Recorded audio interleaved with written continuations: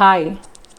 If I talk about Montessori guides, you will have this image come in front of you that is quite different from that of a regular teacher. No offense, but it is very different from what a teacher is. In today's video, I'll try to talk about qualities that are important to become a good Montessori guide. What makes of an amazing Montessori guide? That's the topic for today's discussion.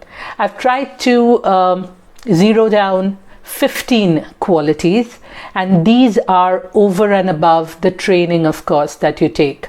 Montessori training is extremely important. Without that, a guide would not be a true Montessori guide. You can have training certification. There are people who've got in-house training from school. They have chosen not to get certified and they are doing amazingly well. So that's also an option. It depends what kind of career progression you're looking for. So this topic is not basically about a career as a Montessori guide. We will be talking about the qualities that makes up an amazing Montessori guide. All of the Montessori guides are amazing out there. So these 15 qualities that I have noted down, I had a bit of a struggle noting down just 15 because there are so many things that make all the beautiful Montessori guides out there amazing. So let's start from the number one quality. It's empathy and humility. We hear a lot of things around empathy and humility. But if you truly want to see someone who's empathetic to the child and who treats the child as someone of their own, then you should visit a Montessori school. Empathy and humility is very important. Respect is very important. If you see in a Montessori environment, the child, in an authentic Montessori environment, a child will not be disrespected. They'll be treated very respectfully. That doesn't mean that they'll be let free, but they'll be treated with a lot of respect, a lot of empathy, a lot of humility, a lot of patience, a lot of kindness. This is a quality that all good Montessori guides possess, and it is a very, very important quality indeed. So that's point number one, which is empathy, humility, and respect. Number two is leading by example. I have so many parents come up to me and tell me that my child behaves completely differently at home, and what they behave in school is how they behave in school is so beautiful, but when they go home, they are completely different.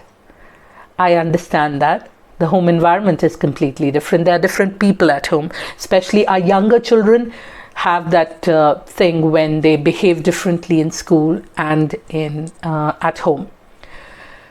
As they grow up, the behavior becomes more common. The home behavior and school behavior becomes one usually. But younger children, it's different because we do not have a system where we expect them to do something, but we as guides, as someone who the child sees and looks up to, doesn't behave in that manner. So if we want them not to interrupt us, then we do not interrupt them if they are busy. If we want them to speak to us with respect, we need to treat them with respect. Similarly, if we want them to work on a particular material in a particular manner, we need to ensure we take care of the material and we work with it in a particular manner. That's why our presentations are very precise and to the point. So that's very important. The second point, leading by example, is extremely important. Another point is power of observation. You know, half of our work depends on observation, because what we are going to do next depends on observation, how the child is moving, how the child is going ahead, how the child is stepping from taking one step after the other. All this, we have to observe every single little thing about the child, and observe in a manner that they don't feel intimidated or they don't feel conscious. So we need to be observers. Nothing for us is something that can be ignored when a child does it. We need to be conscious of whatever they do, and then take notes, and then develop our next plan of action. So that's very important. So when for instance, a child is doing a particular activity for a couple of days, and we see that he or she has mastered it, and he or she is showing signs that he or she can be shown the next level, then we show it to them. If we see that a child who was extremely comfortable and extremely chirpy has gone into a shell or is behaving differently over the past 4 to 5 days, then we need to kind of see what might be the problem or the reason behind it. It might be something in the home environment or the school environment.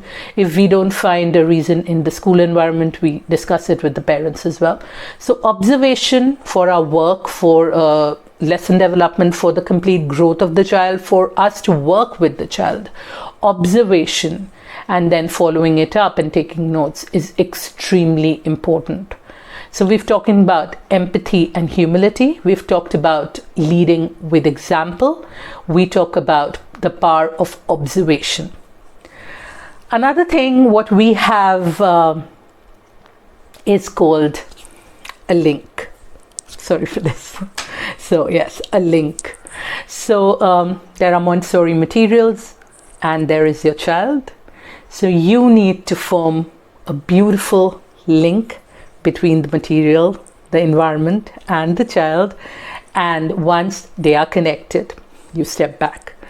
So that comes with a lot of training on job, as well as a lot of training, like proper training in an institute. That comes with observing other teachers working, and how beautifully the child takes what the teachers give them or present them, is because they form a link between that environment and material and the child. So it's a very beautiful thing that we possess, we have, is a link between the school and the child. A Montessori teacher, it's obviously something that many people out there do, but we as Montessorians, many of us out there, I would not say all Montessori guides, but many of us beautiful Montessori guides out there learn from our own mistakes. Yes, that's very important, learning from our own mistakes. We are as human as you. We do mistakes, we commit it, but then what? We apologize, we realize, and then we learn from our own mistakes. So even if we, while presenting, even if we commit a mistake in front of the child, we apologize, we take a break, and then we represent.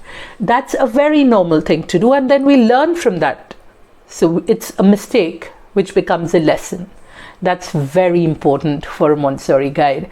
So we have discussed empathy and humility. We have discussed leading with example, the power to observe, a link between the school and the child, or the environment and the materials and the child, and learning from our own mistakes.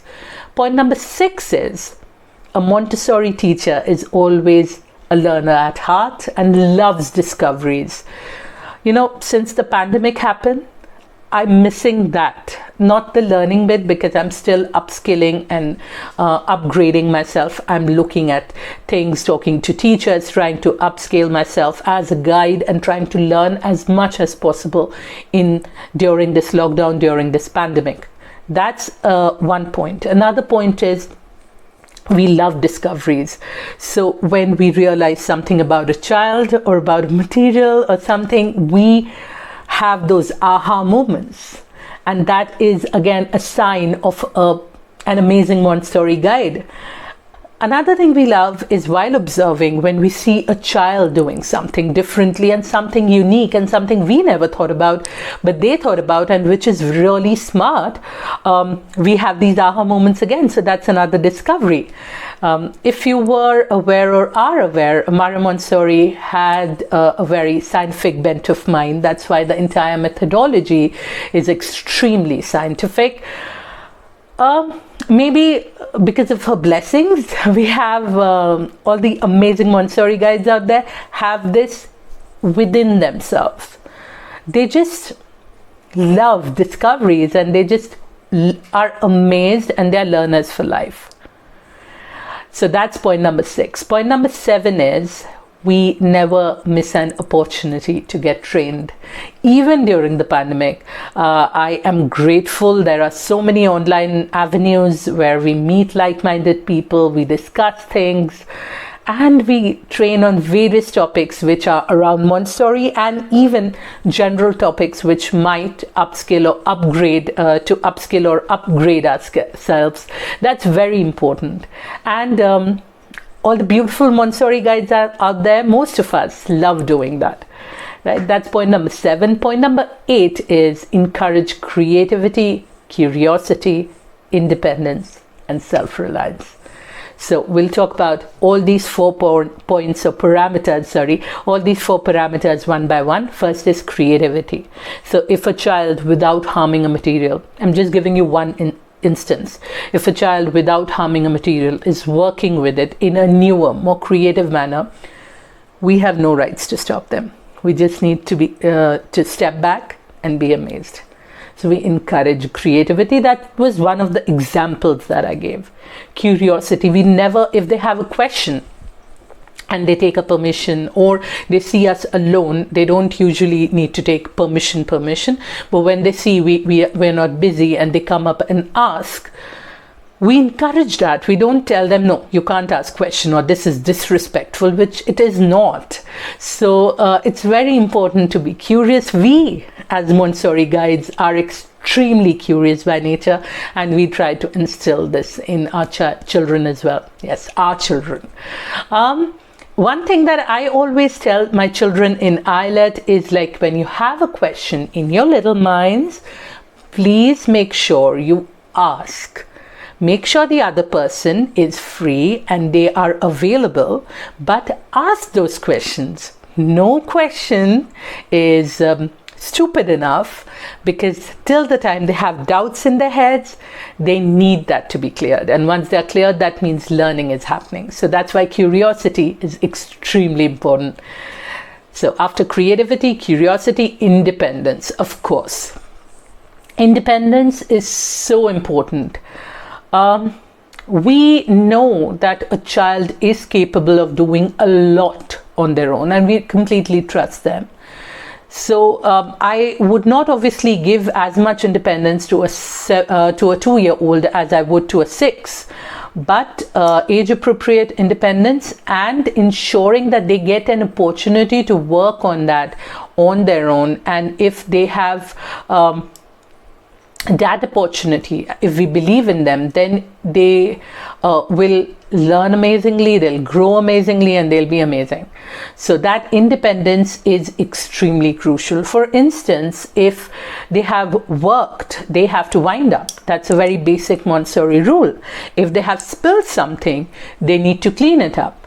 If they need help, the younger ones at times might, then they can ask for help, but they need to help. They need to clean it along with that help. In IELTS, we had a very beautiful ritual, which we will initiate again once schools start. Hopefully soon things get better, which was weekly cleaning. So we have your deep cleaning once a year when it happens during Diwali in India, or any time of the year around the world. In IELTS, we have weekly cleaning. So 45 minutes before the school gets over, all the children wind up their work, and we all get our responsibilities, and we clean. Teachers, akkas, which are the helpers, children, all 3 of us. And it is a beautiful experience. So a lot of independence and self-reliance. If you need something, year 2, I understand, but the material is kept near you. You know how to hold it. You need to get it, right? So that self-reliance comes with a lot of independence given to the child and a lot of confidence instilled in them. Now, before I moved on to the next point, I talked about independence. Of course, I'll talk about freedom as well. We allow children to be free. They don't have to ask permission every time. Obviously, they have to be respectful, but they don't have to ask for every small thing. If a material is available, they can take it. They don't need anyone's permission. But freedom is given to them within limits, and Montessori guides are very well aware of that concept, and we are very touchwood, our trainings are so good that we are very well versed, or very well accustomed to the fact. We know that freedom needs to be given to the child, but within limits. We have to know, as a Montessori guide, we need to know, and I'm not saying this is something Montessori guides, good Montessori guides possess. This is something we need to do, is to step back.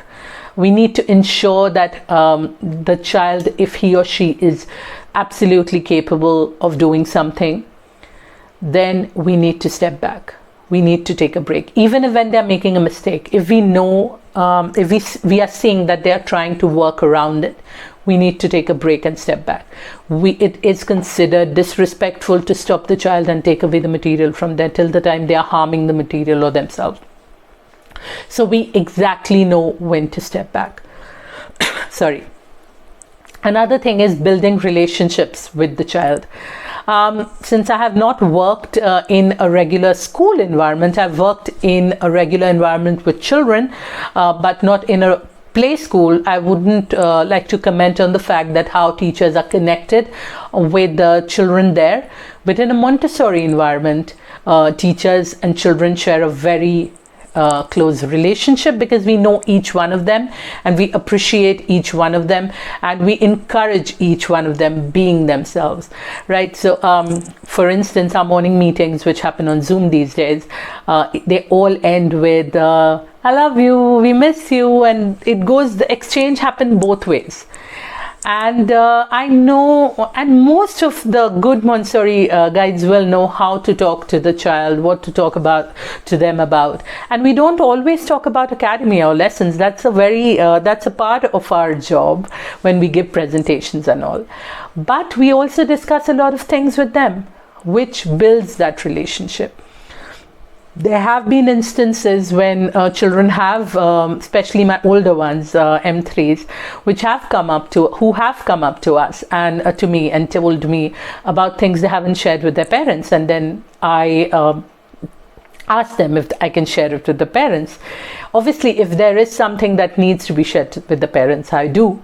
But there are instances when they come and complain about their parents to us, and it's fine. It's like, it happens. They trust us. So yes, the relationship is beautiful, and it is with each child. It grows. And since a child spends around 3 to 4 years in one environment, hopefully with one guide under normal circumstances, this relationship blossoms year after year. So it's beautiful to see when our graduates graduate, how connected they are with their teachers. So that was point number 10. Then we have record keeping. So Montessori is very particular about record keeping. We can have it on paper, we can have it online, we can have it in softwares, but you shouldn't have it here, because we have a very well planned path that each child takes over a period of 3 years, or 3 to 4 years. So how they take it, when each child takes it, depends on how we observe, when we present, how the child takes it. So tracking and record keeping is crucial. And the good Montessori guides out there, who are amazing, you guys are doing an amazing job, know the perfect way to keep records. Another important point, now these are in no chronological order, I've just listed this down, so don't take that the first point was really crucial and the eventual points are not, because it's not like that. So the next point is environment management. We are very particular about placing things, about aesthetically the environment should look good. It needs to be child appropriate. It needs to be appropriate for the child to be independent in and to be self-reliant in. So all that, it needs to be clean and clear and well prepared before the child enters. So all that needs to be taken care of. Also, environment also has rules. So all the basic rules that are there in the Montessori environment are very clear to the child. So that clarity needs to be there. That's very important.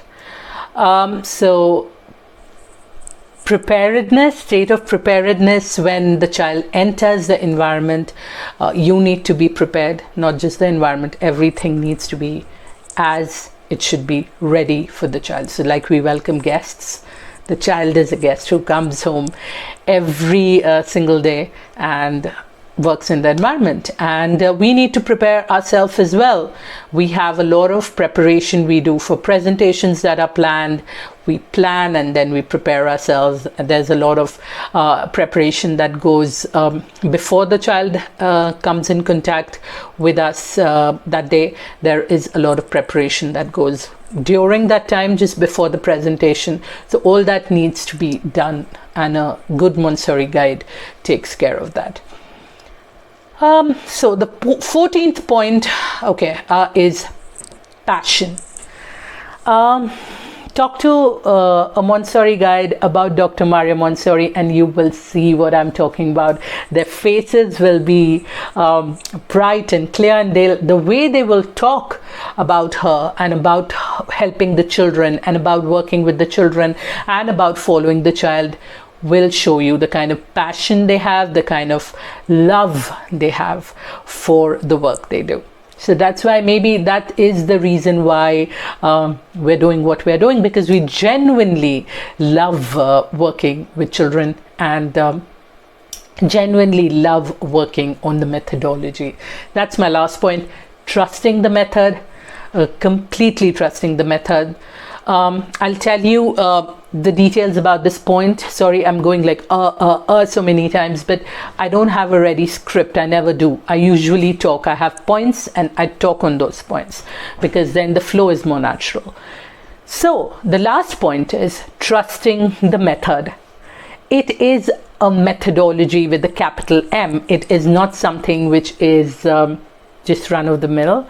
It is something that is so pure, so scientific and so authentic that each child which comes in touch with a Montessori methodology, which is completely authentic, with a guide which is who is trained and loves working with the children, then those years of the child in the Montessori environment will be beautiful, absolutely amazing for the child. So we completely trust the method. For me personally, if I have a situation where I'm at crossroads, a work situation, I just close my eyes, take a break for 2 seconds or 3 seconds, close my eyes and just imagine what Dr. Maria Montessori would have done in that situation, and I get a sort of voice in my head which guides me, and it's always right. Till now it's never been wrong. So it's just our belief. She's truly our mentor. We've not met her, but she is truly our mentor.